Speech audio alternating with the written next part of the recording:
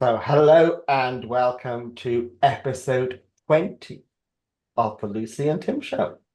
As always, common sense comment. But this episode is about a different aspect of care. So, it's not just about social care, it's about care for human beings. So, as always, I'm joined by Lucy Buxton. Hello, Lucy. Hello, Tim. And we have a special guest. We have Lucy. Would you Lovely like to? Lucy Cole. The lovely Lucy Cole. Thank you, the lovely Lucy Buxton. We have this little bit of a joke, don't we? Yeah. We are the two lovely Lucys. So I've known Lucy for several years, and Lucy has known me for several years because we went on our NLP training journey. And since then, we've kind of both gone in our own directions and actually we developed a lovely friendship. So there you are. So thank you for coming. So we've asked you to come and chat to us this evening about women, perimenopause and menopause. Mm-hmm. But I think what would be really fabulous is if you introduce yourself, who you are, what you do, how you came to be doing what you're doing, and why you're doing what you're doing now. And me and Tim will just shut up and listen. Okay, so I'm Lucy Cole and I'm a grief and trauma healing and wellness coach. So how did I come to do this? So it's from my own past experiences and life events that have happened to me. So 2015, I experienced multiple trauma, starting with a miscarriage at the beginning of 2015. Then my mum got diagnosed with brain cancer with a few months to live. Brother-in-law got diagnosed with spine cancer, a few months to live. Then I found out my husband was cheating on me. So everything just started to fall apart. So we lost my brother-in-law in the August, my mum in the October, split up with my partner my husband, in the October, left the marital home. And then in the November, I found my dad dead. So literally, then I lost my business. So everything fell apart literally within a few months. So I went into a world of pain. Can't explain that pain, them feelings, them emotions. I just completely shut down. Went off, as we say, off the rails a little bit, out of character behaviour, very erratic, mental health issues, obviously depression, anxiety, panic attacks, drinking a lot. So everything spiraled. And I lost weight, a couple of stone. I just went into some very dark places. So I was really struggling to function and just cope with life. And this went on for I went through, just to say, I went through a really bad divorce. I don't know, I remember, I'm sure you remember, Lucy. It was, do you remember when we was on the course when actually I finally got my settlement through? It took me 5 years, cost me a lot of money in court, nearly went bankrupt. I mean, it was just one thing after another. So I think 2020, I started to come round and think, right, I can't carry on living like this. My life was so chaotic and I was just like this roller coaster all the time. So I started to make some life changes, and I think that's what took me on my journey of coaching, because once I started to lift and see some future again, I wanted to help people, because I really wish that I'd had the help, because if I'd had the support and guidance, it probably wouldn't have gone on so long for me. But yeah, and that's where my journey began. And obviously I did the NLP, the hypnotherapy. That's where I met you, Lucy. And then I set up my business in April 2020, Love Life Coaching, and it's just grown and grown and grown. And I've helped hundreds of people now, which is just incredible. So, but we're talking about menopause today. And I know we're going to touch on grief and trauma, but I decided to train as a holistical perimenopause and menopause coach. One, because I'm perimenopausal, so there's all these changes happening now for me. And two, because a lot of the women that were coming to see me Were obviously had significant losses, relationship breakups, experienced grief, trauma, but we're also experiencing menopause, and that together is like catastrophic. So I'd get them to a point and they were like, I still don't feel great. And I'm like, right, menopause. So then we'd focus on that. So obviously I needed some more training in that. It's so important. It's so well needed. So yeah, that's me, and that's where I'm at the moment. It's a hugely powerful story, and thank you for sharing that. And I think you're really, you know, it's really key for people to kind of not necessarily kind of isolate perimenopause and menopause from other life events, because fundamentally it's a physical change in the body. And if the body is already storing other things, i.e. trauma, then those chemical interactions are going to impact one another. So for me, I too am at that point in my life. I'm sure I'm menopausal now. And because of the trauma that I've been through over the last few years, that has made my journey incredibly difficult, to the point where there are symptoms I've had where I've just been like, am I losing the plot? Am I losing my mind? I stood in the doctor's surgery this morning and I'm like, layers are coming off. And then I'm like saying to the woman, do you not have aircon in here? And then I'm like, hang on a minute, I've got to put my jumper back on because I'm freezing cold. And, you know, I'm on a whopping great big dose of estrogen. And guess what? It looks like my body can't absorb it. And that is related to the trauma that I've been through. Yeah. And it's really important to have these conversations. And in social care, we have a predominantly female dominated workforce. Mm-hmm. And that is why I think me and Tim were really, goodness me, Tim, I've just turned you into one of those females. I've just called you Kim. Kim. Kim. You might be Kim on the weekend. We don't know. It might be, actually.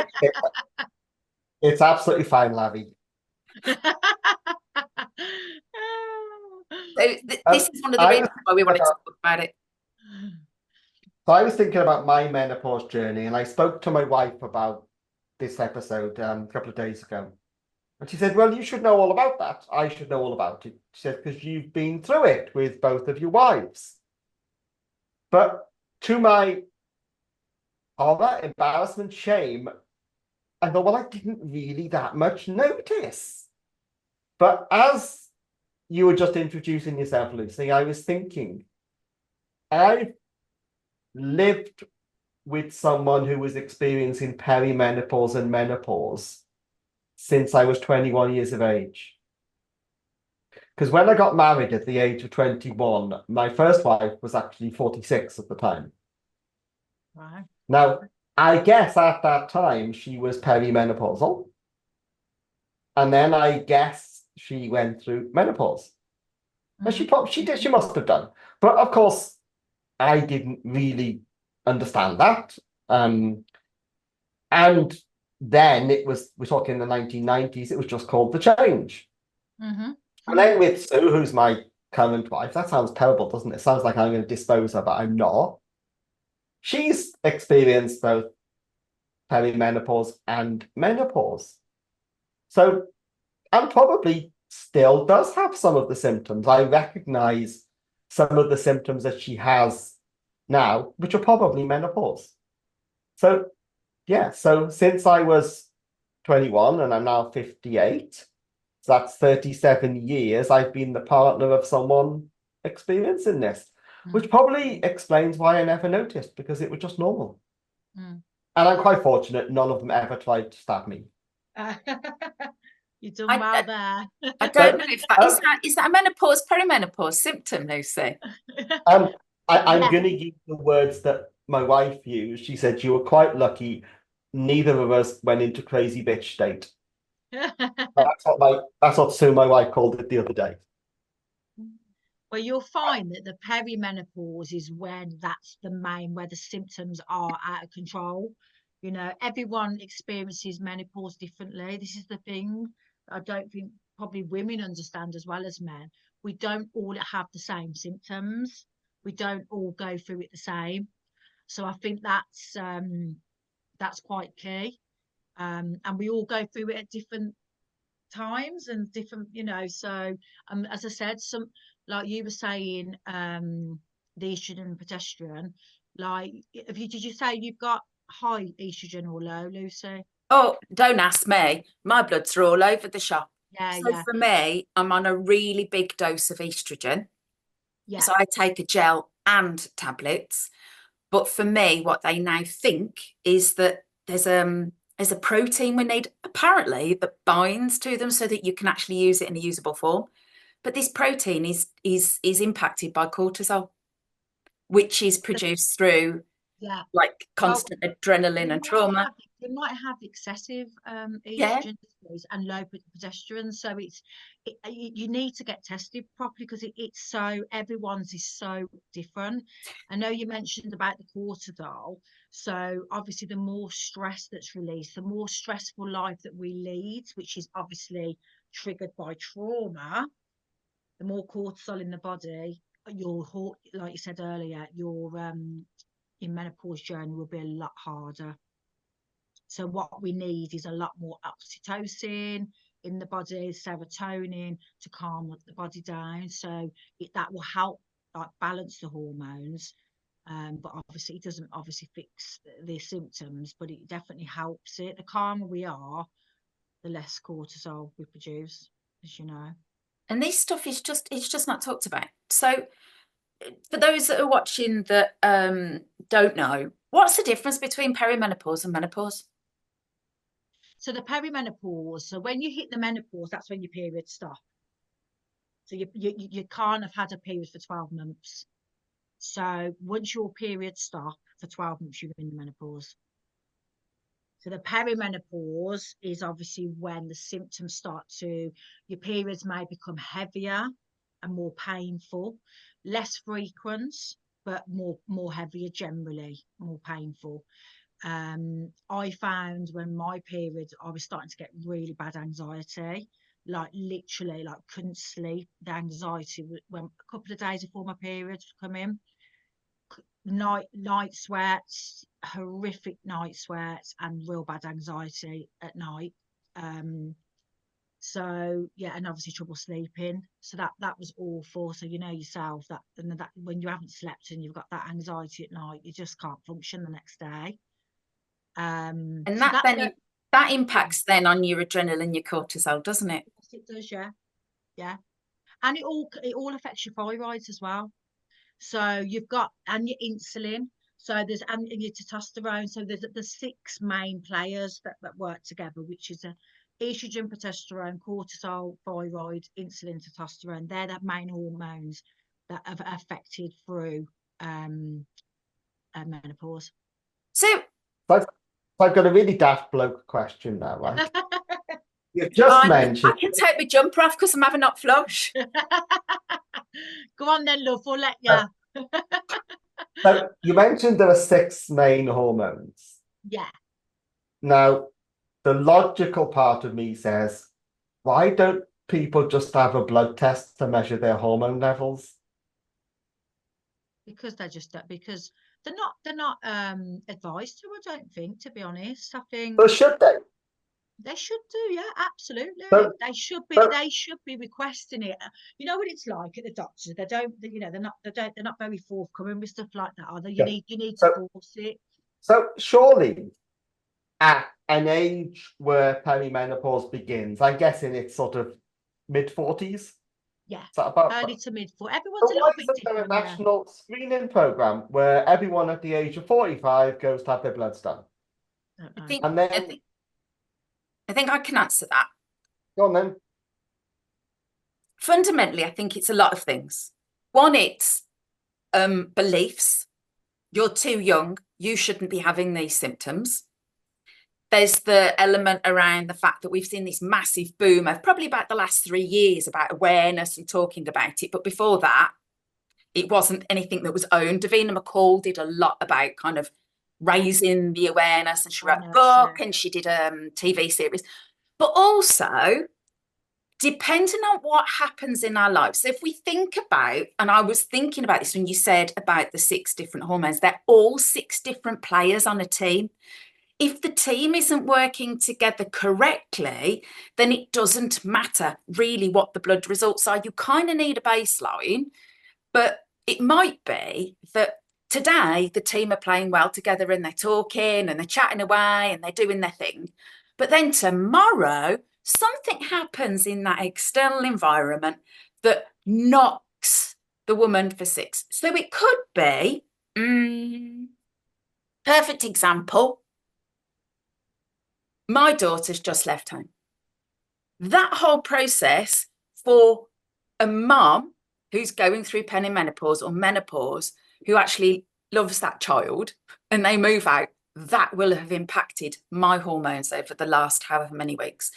So the 6 players can play along as much as, you know, are ticking along, but fundamentally there might be different events on each day of the month, different times of the year, different pressures with work. So what you take of my blood results today is not going to be how my blood results are tomorrow. And I think that's a lot down to, like you said, it's going into our sort of trauma responses, isn't it, when we're getting triggered. So if we're in fight and flight, you know, then, you know, we're going to be different and it's going to come out differently. You know, if we've shut down and we're in freeze, then other things aren't going to be working as well, like the thyroid or your insulin. So it is very, very, very difficult to literally, like you say, to pinpoint it on a day. I think we can have an idea of where we're at, but it's difficult, isn't it? And I think the NICE guidelines, if I'm right, actually state that women should be treated for their symptoms, not the clinical markers.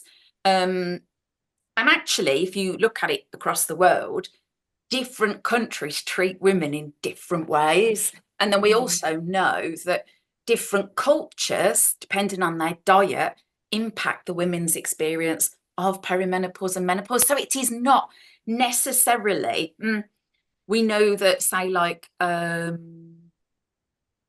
epilepsy, we give you these range of tablets, or diabetes, we give you these range of tablets. It doesn't work the same way because we're all very individual.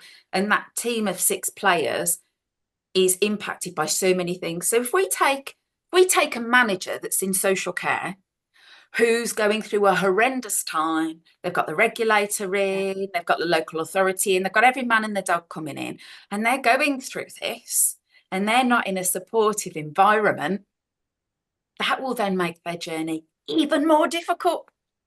Absolutely. Does that, I think, contributes to the number of women who manage in social care that just leave the care sector? And that's becoming an increasingly common phenomenon, isn't it, at the moment? Yeah. Now, a lot of that might be to do with the pressures of the job, but some of that might be the coexistent fact that they're perimenopausal or menopausal. 2 things coexisting. Definitely. If you're not, it's obviously, again, like Lucy said, it's the environment you're in. If you're in a stressful environment, you know, or workplace or even home, whatever, that is going to accelerate your menopause journey, most definitely. And if you're not getting any support or understanding in the workplace, and this is at every workplace, and this is why they brought in the HR that policy now, haven't they, the menopause policy in the workplace, because the workplace needs to start to adhere to what their needs. So let's discuss that. So let's imagine I'm a manager of a female manager and their performance isn't what it used to be. How do you bring that up? Yes, you can say your performance isn't what it used to be. Is there any reason for that? But effectively, you're beating around the bush, aren't you? Is it okay to say? Might it be because you are experiencing menopause? Absolutely. Is it okay to say that? Yeah, 100%, because it's recognised. I think so. Do you, Lucy? I think it's important. Absolutely. I mean, for me, if a client comes to me and I'm working with them and I'm like, I'll always go, how old are you? Right, and you're going to know that as a boss, aren't you? You're going to have that in the staff file, right? Release it. is it easier for you to say that as female to female than it is for a male to say to a female? Well, that's an interesting one, isn't it? Because I have to say the two people in my life that have been the most supportive have been my dad and my son. Yeah, but they don't employ you. But would you, so Tim, would you feel uncomfortable as a man? I suppose Uh, it's better us asking you that question. That's my If point. someone was asking me, I don't understand the question. Like, would you feel uncomfortable saying that to a woman? Would you actually feel Uh, uncomfortable as a boss? Would I to feel consider uncomfortable that? saying that to a woman now? No. Yeah, Would I have dreamt of saying that a decade ago? Absolutely not. yeah, Because if I go back to when I employed managers to manage my care homes, I thinking about this now, most of them were of a similar age to me. So 10 or 15 years ago, they probably were having these symptoms. Mm. And sometimes their performance was different. Mm. I wouldn't have dreamed 10 or 15 years ago of saying, might it be menopause? Mm. Because then it was a taboo subject, and there was a perception that you'd get yourself in hot water with employment tribunals if you accused Yeah, them of being menopausal. yeah. But today, absolutely not. I'd be straight out with it, but I'd have to choose my words very carefully. I think it's nice the way things have progressed, really, and it's being Yeah. recognised a lot more because, you know, it really, really does impact women's daily life. I mean, I know for me, I mean, I'm obviously done a lot of work now holistically to manage it, but I some days I couldn't get out of bed. I literally couldn't function. I didn't want to see anyone because I'd literally just be like crying all day.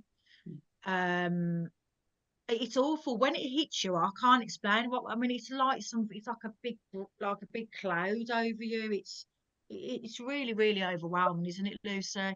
Yeah, it's Now like I'm gonna go on, Liz. it's lots of different ways. I think there's a couple of things I want to pick up on here. So let's just backtrack a minute. Mm, 15 years ago, the world was a different place with regards to talking about mm, health issues related to women. So we are seeing massive loads of adverts at the moment on TV from Always. What's your flow today? And there's this woman stood there under an umbrella. We would have never seen that before, right? Okay. And I can remember, oh my God, I can remember, Lucy, you'll get this. You'd be at work and you'd be like, right, I need to get to the loo, right, make sure no one's around. Let me get my tampon, shove it up my sleeve, and let's walk with shame. Yeah. yeah. The shame that us women carry that's been passed through generations to the toilet because I'm on my period. Mm. Lucy, even I know you don't put up your sleeve. Not the right place to put it, Lucy. Even I know Oh that no, much. she throws it around now like that. She's like, "Oh, I'm on my period." Oh no, do you know what? It's so lovely because not having to buy those items for the last 2 years, which I've saved myself. But anyway, but that's my point. I think Mind you saying that, you were disguising the fact you were having your period. I think everybody probably knew.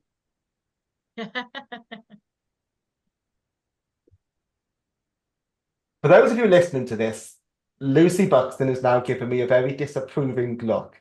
She's it's not giving me. disapproving, it's a thinking look. I'm thinking. Wait, see, you're on a really tiny screen now, and you look like you swallowed a wasp. That I'm look. literally, I'm trying to reflect. I used to do tearful, I've never done crazy all on, like, what was that film where she killed the rabbit and the shower thing? Oh yeah. Oh, you want about Fatal Attraction? That's the one. Never Yeah. done that. Never, never, never. I've always done the internalizing on myself and making my, I cry and this and that and the other. And then for me, it would be that I'm not well because it's always made me not well. Mm. But yeah, I think they historically, and we're breaking it down now, society that's created by divide, keeping men and women apart. We can't talk about this female stuff. We're not allowed to put it out there. I mean, think about through the generations, how many girls are not taught about puberty, periods, and the shame that's around it. In certain cultures, the women are not allowed to live with the men when they are on their periods. So it's huge. It's Go down massive. the end of the garden into the Pardon? shed. In Yep. some countries, you go down Yep. the end of the garden into the shed. Yep, absolutely. I have another daft male question. What if the line manager is female and is having symptoms of menopause that affects their thinking? That can have a detrimental effect on their performance and their management ability, can't it? Mhm. And if I understand it right, the emotions that people sometimes experience are not within their control. Definitely. So that could lead to their behavior, victimization, bullying. It could even lead to them losing their job, couldn't it? Possibly, yeah. And is menopause a reason in disciplinary? For disciplinary, is it? I want to use the word excuse, but that isn't the right word. Is it a reason for behavior? 100%. So does it come Most, up in employment tribunals?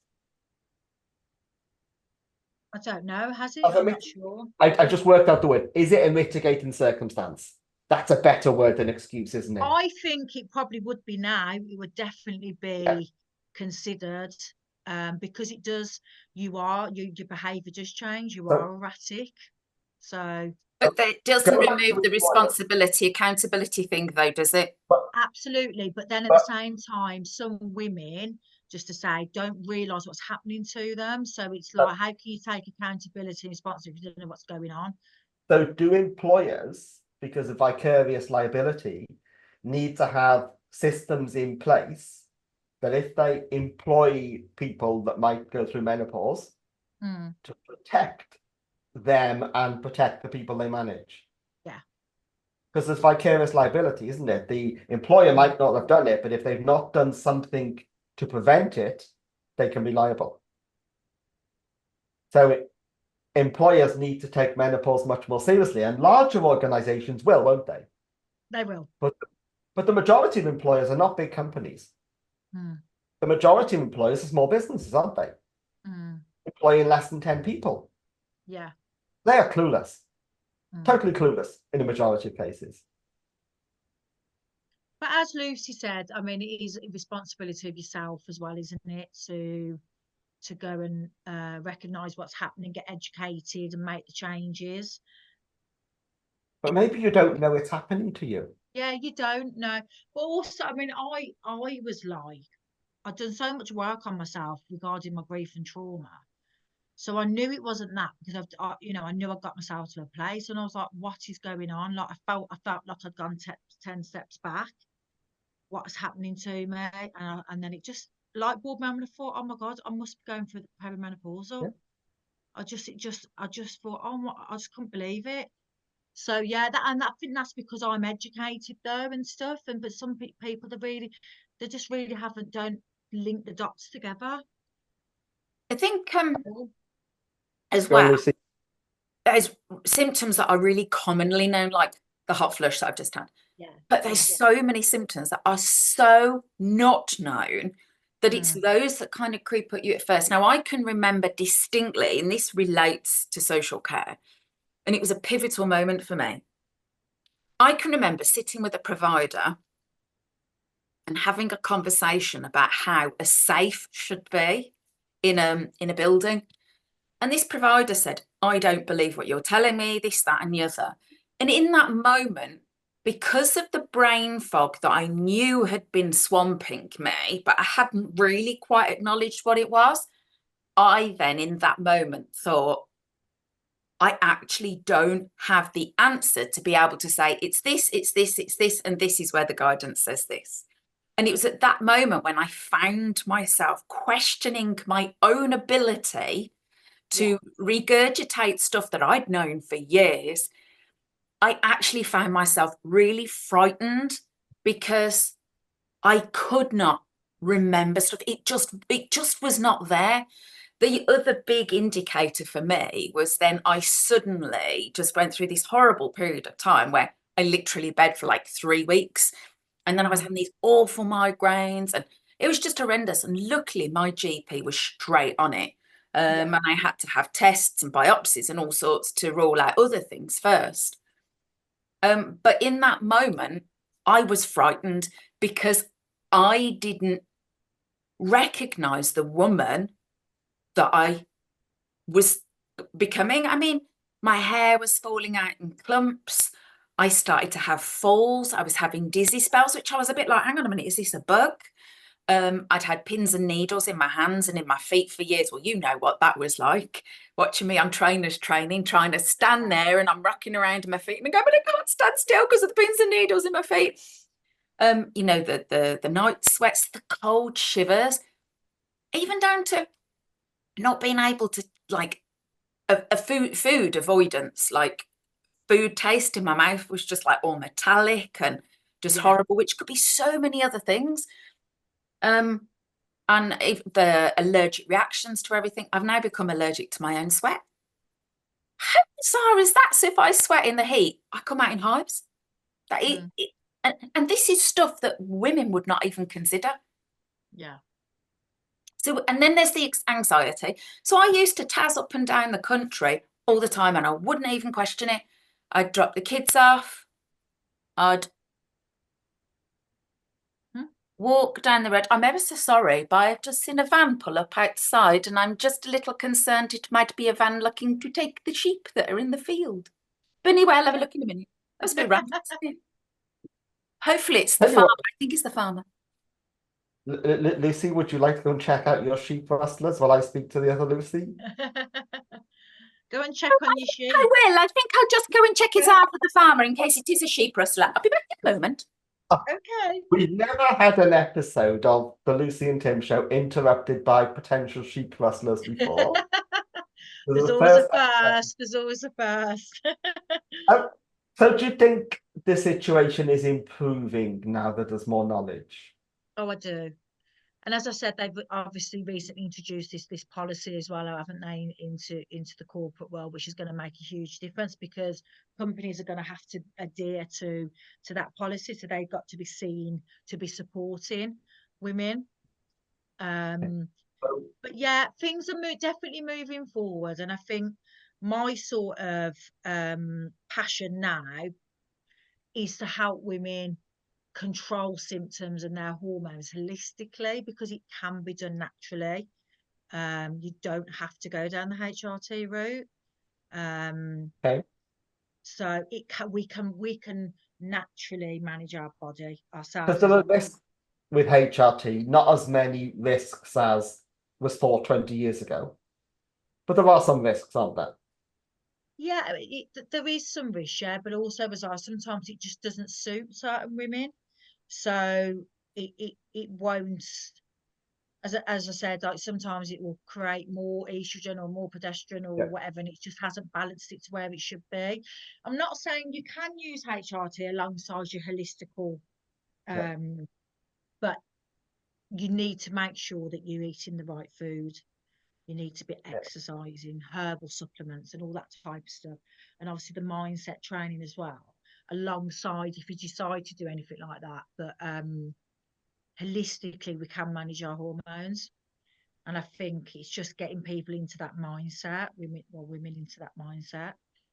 Some women can't take HRT though, can they? Because of like, not because they don't get on with it, but because they can't take it. So they've either had breast cancer or they've had a clot or there's a history of stroke in the family. Yeah, absolutely. There's lots of different, side effects. There's lots of different like stipulations. So it doesn't suit everybody. So as I said, if you find something that suits you, great. But holistically, you can do so much to your body yourself naturally. It's just what's some of those things you can do holistically? So it's like nutrition. So just making sure you're eating the right foods. Yeah. So what's the one food? Well, obviously, what's on the no list? Well, obviously, processed foods. Like not eating, great foods is not going to help you, is it? Because alcohol doesn't help.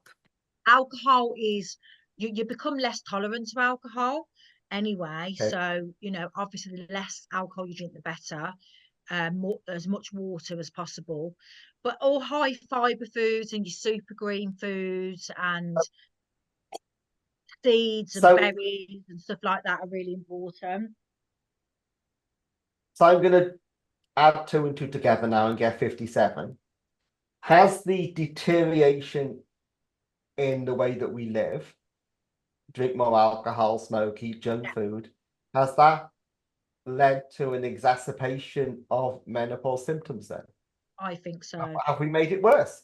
Absolutely. And also because we live in a very stressful environment, a lot of people are stressed all the time and they're on burnout.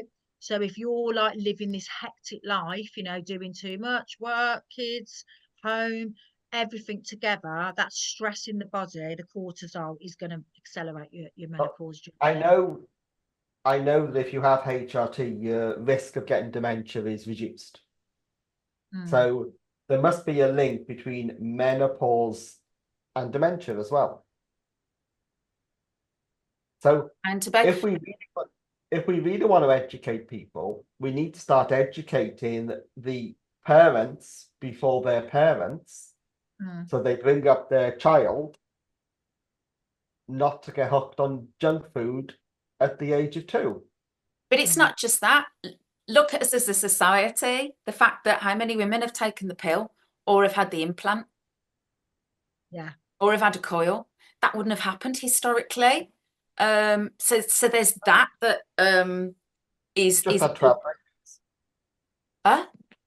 You'd have just had 12 babies. Yeah, absolutely. I'd rather have a terrible menopause. Thank you very much.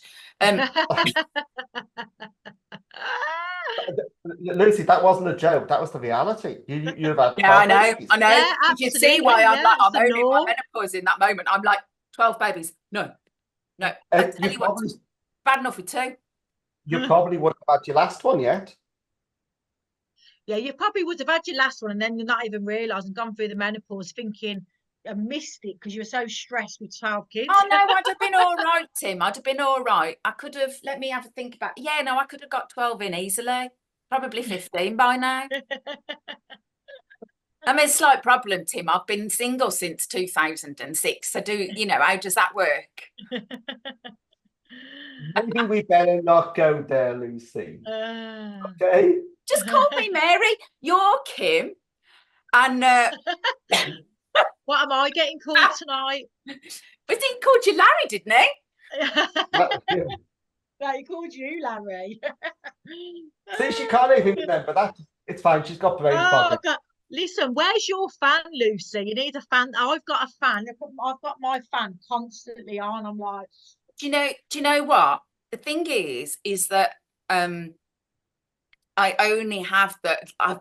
It's been ticking along fine, but this last month it's been horrendous. But I usually have the cold shivers that are extremely painful, and you'll find me under like 6 layers. Right. So yeah, it's all just gone wrong at the moment. I mean, that's just what it is. I've got a fan on me in solidarity with you on purpose. And because it was 25 degrees in my office. So let's talk about men. What do men need to know? And let's have the short Just shut up. That doesn't always work, though, does it? Be quiet. Is that just a life thing, Luce? No, that doesn't work. No. Okay, so what I would say is what's really important is it's our responsibility to communicate to our partners and educate them on how we're feeling and why we're feeling the way we do. Because if they don't understand it, then obviously they're going to get frustrated. So I communicate really well, and I will say to my partner, I feel really fatigued, got low energy, I'm emotional today. I know it's my perimenopause, and he'll just go, okay, and he'll just obviously support me. I'm not saying everyone's going to be like that, but so important that you give them the information and you're honest. How can someone support you if they don't know what's going on? Very true. Very true. And that we can relate that to the employer, can't we? How can we be expected to be supported in the environment and if we're not actually honest with our employer? And we have to be honest with ourselves. I had to be honest with myself. And at that moment where, you know, I was talking about that conversation about the safe and which bit or whatever, I can't remember now. I literally had to sit there and go, hang on a minute, is this where I'm going? Is this what I want to do? And actually it was a really pivotal moment for me. And I think for me, I was frightened. I was frightened that, is this my life? Is it over? Yeah. It's really scary, isn't it? Because I felt the same, Lucy, because obviously what I do as well with helping people through grief and trauma, I've got to be on my top form. I've got to be top of the game, you know. And a few times I haven't been because of my menopause. And I thought, I've got to do something about this because I'm not going to be able to deliver my coaching sessions. And I Yeah. can't let people down because of what, you know, I'm helping them with. So, but I literally felt like I didn't want to leave the house. That's how bad I got. It's interesting that you say that, because again, it's that taking responsibility for ourselves so that we can be accountable. So I was like, how do I get to achieve, to do what I need to do, you know, meet all areas of my life? And not all women can do this, and not all jobs can support, but this is where it's really important to talk about where we're at. I coach 1 week and I don't do anything else in my business. And then the next week I work on my business and then I coach. So it might be that I might have a couple of clients that I see every week. I have managed my business to meet my needs, but that's because that's what I've had to do. And Yeah. obviously a lot of businesses can't do this. A lot of jobs can't do that. But unless we communicate what our needs are, our employer cannot make reasonable adjustments. Mm.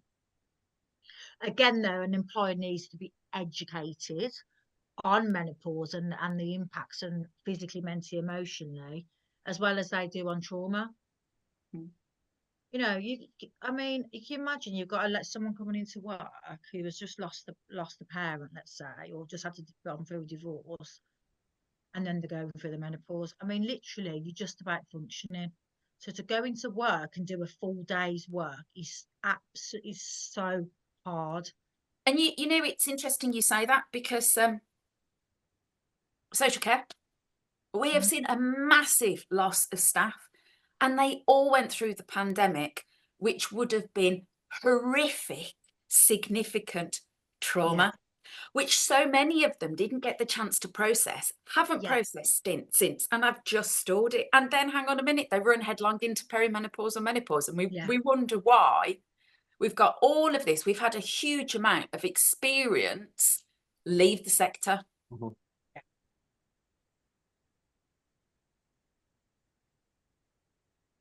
We seem to have dried up No, we at that haven't. point.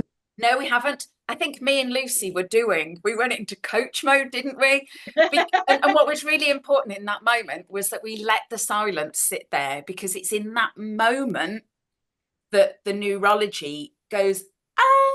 So by us being intentionally quiet, which obviously, you know, we one another, we've got great rapport, this is what we do. Very rarely quiet. We So, train together, you yeah, know, It we've got this does- kind of, it it was doesn't make great intentional. TV. It doesn't make great TV and podcasts. I know, but what it did was make people think, and that's the yeah. intention of I doing actually, it. I actually was quiet because I thought you was going to say something, Tim. So I just went like that. Tim hasn't Sorry. really had much chance to say anything, I say. I've said Uh, lots of things. You have, yeah, yeah. So Tim, Go on then, Lucy. Go on, are what? have you been edumacated? Well, yeah, what was the word you used a few episodes ago that was like, what's the word that you used? Did we make up a word? Informatized. Remember that Oh, word? probably. But right now, I'm probably feeling quite discombobulated. Um, Quite often on these episodes, Lucy makes up words and we call them Lucyisms, don't we? I love And it. they're quite good words. Yeah, I do feel educated, and what I would really like, I would like lots of people to think, and to think like me. I don't know enough about this. I need to know more, and I am going to go and find out more Mhm. about this. Because 51% of the population are going to experience this, aren't they? Absolutely. And as Lucy said in the beginning, the majority of the social care workforce are female, which means the majority of the social care workforce are going to experience menopause. And the other half are probably going to be the partners of people who experience menopause. And it's not something that just happens for a few weeks, is it? It's something that happens for many, many, many years. Yeah, absolutely. Yeah. Decades, in fact. It can be, yeah, it absolutely can. It can be from 45 until retirement, can't it? And beyond. And employers really do need to take notice, otherwise they're going to find that, firstly, they lose some of their best assets. They won't get the best out of them. And also they're going to find themselves in employment tribunals left, right, centre. And with strengthened workers' rights under the current government, that's an even more scary prospect for employers, isn't it? This is a serious thing, and I'm glad that we've chosen to feature this topic.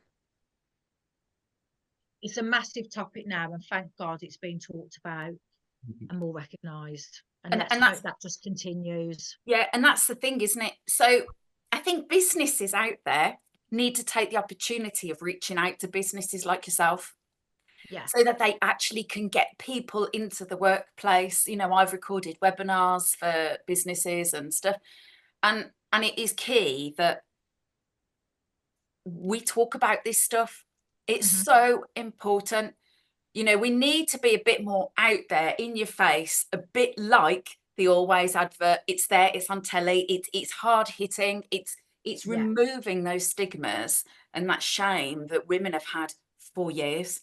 And because this stuff impacts businesses and lives and families. And you know what? And it doesn't have to be like that. You can manage it. Yeah. There's lots of things you can do to make changes and manage them symptoms. So people just don't need guidance. They need support, you know, and it needs to be out there more. And as I said, that's why I'm really passionate now about doing it, because women need that help. Yeah, brilliant. So, you've got an event in October, haven't you, Lucy? Yeah, so the 17th of October, I'm doing a 3-hour seminar at the Fair Lawns Hotel, which is in Sutton Coldfields. That's my first seminar, and that will be literally an evening of sort of knowledge, information, like fundamental knowledge, but also an evening of connection, of empowerment. So there'll be other women there. We can, you know, share stories, chat, but yeah, give it as much knowledge as I can within that time. That's fantastic. Let's hope there's many more to come from that. I hope so. And obviously my next thing that I want to do is, like you said, is going to businesses, doing workshops and stuff. That's what I want to be pushing over the end of this year and next year, because I think it's really needed. It is. So do you post on social media about this? Yeah. It's very much on Facebook and on LinkedIn. LinkedIn. I'm a Facebook and LinkedIner. Okay. We'll make sure that we'll put your details into the blurb. Oh, thank you. I appreciate that. That'd be great. Yeah, Thanks very much. At the end of the day, you know, folk in social care spend their lives caring for everybody else, and it's really important that people care for them too. Oh, yeah. Absolutely. And even the good old CQC have got a quality statement about that, haven't they? Workforce well-being. So and this really plays into that. Really does play into that. Right, shall we wrap this up, Lucy and Lucy? Yeah. The Lucy and Lucy show. No. I am redundant. Poor Tim, he's going to feel. No, I was just, the reason why I said that is because me and Lucy were like a double act when we were doing our training. So they used to call us the Lucy and Lucy show. Oh. So, Lucy, thank you very much for sharing first of all, sharing your story with us. Thank you. And for sharing your expertise with us and for educating me a little bit. And Lucy, thank you for checking on the sheep rustlers. Oh, it was the farmer. Thank goodness it was Arthur. Oh, it's fine. I was pleased. He usually turns up in a 4x4, but it was a great big transit van. And I'm like, hang on a minute, who's going near my babies? There you go. There's me Maternal instincts coming out. Well, thanks for having me, guys. I really appreciate it. Oh, it's been lovely. Yeah, thank you. So there we go. So- I suppose we've got to say goodbye to one another, haven't we? We have. Bye. We don't really do long goodbyes though, do we? We just go, No. Lucy's off. Yeah. It's usually like, shall I just stop the video? Stop the video. Yeah, I'll stop the video.